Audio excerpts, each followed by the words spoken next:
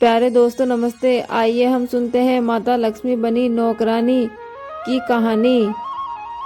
एक समय की बात है, भगवान विष्णु का मन शेषनाग पर बैठे बैठे बहुत उदास हो रहा था। उन्हें धरती पर घूमने की बहुत इच्छा हुई और वो अपनी यात्रा के लिए तैयारी करने में लग गए। स्वामी को तैयार होता देखकर लक्ष्मी माता ने स्वामी से बोला, अरे स्वामी, आज सुबह आप तैयार होकर कहाँ जाने की तैयारी कर रहे हो? लक्ष्मी माता की बात सुनकर विष्णु जी बोले, देवी देवी लक्ष्मी, पता नहीं मन क्यों उदास है, इसलिए मैं धरती लोक पर भ्रमण करने के लिए जा रहा हूँ। विष्णु जी की बात सुनकर माता लक्ष्मी बोली, हे देव, आप धरती पर भ्रमण करने के लिए जाएंगे तो आपके बिना मेरा मन भी नहीं लगेगा। क्या मैं भी आपके साथ चल सकती हूँ? ठीक है देवी लक्ष्मी, पर उसके लिए तुम्हें मेरी एक शर्त माननी होगी। तुम धरती पर पहुंचकर उत्तर दिशा की ओर नहीं देखोगी। माता लक्ष्मी बोलती हैं, ठीक है स्वामी, मैं धरती लोक पर पहुँच के उत्तर दिशा की तरफ नहीं देखूंगी। मुझे आपकी यह शर्त मंजूर है। भगवान विष्णु की शर्त से माता लक्ष्मी सहमत हो गई और प्रातःकाल सूरज उगते ही माता लक्ष्मी और भगवान विष्णु धरती पर पहुँचे और उसी समय सूर्य उदय हुआ था। रात बारिश होकर हटी थी, चारों ओर हरियाली हरियाली थी। धरती की सुंदर हरियाली को देखकर माता लक्ष्मी बहुत ही खुश हुई और भगवान विष्णु को दिया वचन भूल गई। माता लक्ष्मी धरती को देखते देखते कब उत्तर दिशा की ओर देख ली उसे पता ही नहीं चला। धरती का वातावरण देखने में कितना मनमोहक है और वह फूलों से भरा खेत, ये तो कितना ही सुंदर है। और मन में सोचती हैं, यदि मैं इन फूलों को तोड़ लूं, और माता लक्ष्मी उत्तर दिशा में उन फूलों को तोड़ने चली जाती हैं और फूल तोड़कर अपने स्वामी के पास ले आई। जब माता लक्ष्मी विष्णु जी के पास आई तो भगवान विष्णु की आंखों में आंसू थे। अरे स्वामी जी, आपकी आंखों में ये आंसू क्या हुआ स्वामी? कहीं मुझसे कोई गलती तो नहीं हो गई? बताइए स्वामी, मेरे से क्या हो गया? लक्ष्मी जी की बातें सुनकर विष्णु जी बोलते हैं, देवी लक्ष्मी, आप मेरा वचन याद नहीं रख पाई। शर्त के अनुसार आपको उत्तर दिशा में नहीं देखना था और साथ ही साथ आपको यह भी सोचना था कि किसी की कोई भी वस्तु को कभी भी किसी से बिना पूछे नहीं लेना चाहिए। माता लक्ष्मी भगवान विष्णु की बातें सुनकर रोने लगती हैं और बोलती हैं, स्वामी जी, मुझसे भूल हो गई, मुझको क्षमा कर दीजिए। देवी लक्ष्मी, आपने जो भूल की है उसकी सजा तो आपको भुगतनी ही होगी। जिस माली के खेत से आपने बिना पूछे फल तोड़े हैं, और ये भी एक प्रकार की चोरी ही है। इसलिए देवी लक्ष्मी जी, आप 3 वर्ष तक माली के घर ही रहेगी। इसके बाद मैं स्वयं आपको बैकुंठ वापस बुला लूंगा। जैसी आपकी आज्ञा स्वामी। माता लक्ष्मी ने चुपचाप अपना सिर झुकाकर प्रभु का वचन स्वीकार कर लिया और भगवान विष्णु वापस बैकुंठ लौट गए। माता लक्ष्मी ने एक गरीब लड़की का रूप धारण कर लिया। खेत का माली का नाम मदन था। उनकी पत्नी, 2 बेटे और 3 बेटियां थी। सभी लोग उस छोटे से खेत में काम करके अपना गुजारा किया करते थे। खेत के पास ही मदन की झोपड़ी थी। माता लक्ष्मी मदन की झोपड़ी पर जाती है। मदन लड़की को देखकर पूछता है, तुम कौन हो बेटी, और इस समय तुम्हें क्या चाहिए? मैं तुम्हारी क्या मदद कर सकता हूँ?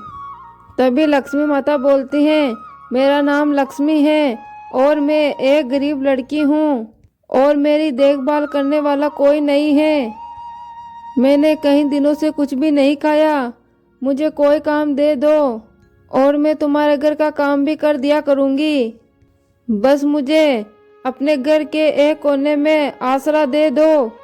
मदन बहुत ही अच्छे दिल का आदमी था।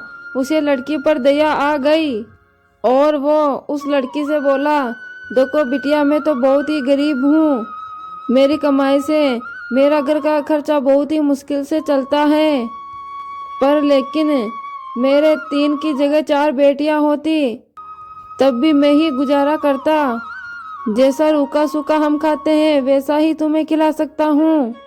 यदि तुम मेरे यहाँ रूखा सूखा खाकर खुश रह सकती हो तो तुम अंदर आ जाओ। लक्ष्मी बोलती हैं, आपने मुझे अपनी झोपड़ी में जगह दी, आपका बहुत बहुत शुक्रिया। माता लक्ष्मी 3 साल मदन के घर नौकरानी बनकर उनके घर का काम करती हैं। जिस दिन से माता लक्ष्मी मदन के घर आई थी उसी दिन से मदन के घर आमदनी में उसने एक गाय खरीद ली थी। मदन की पत्नी बोलती हैं, अजी ये नई गाय खरीद लाए, ये तो बहुत ही अच्छा हुआ। लगता है आज तुम्हारी आमदनी बहुत अच्छी हुई है। ममता सब माता लक्ष्मी की दया है। माता लक्ष्मी अपने मन में सोचती हैं, मदन मैंने कोई चमत्कार नहीं किया, यह सब तुम्हारे दयालु स्वभाव का ही फल है जो आज तुम्हें प्राप्त हुआ है।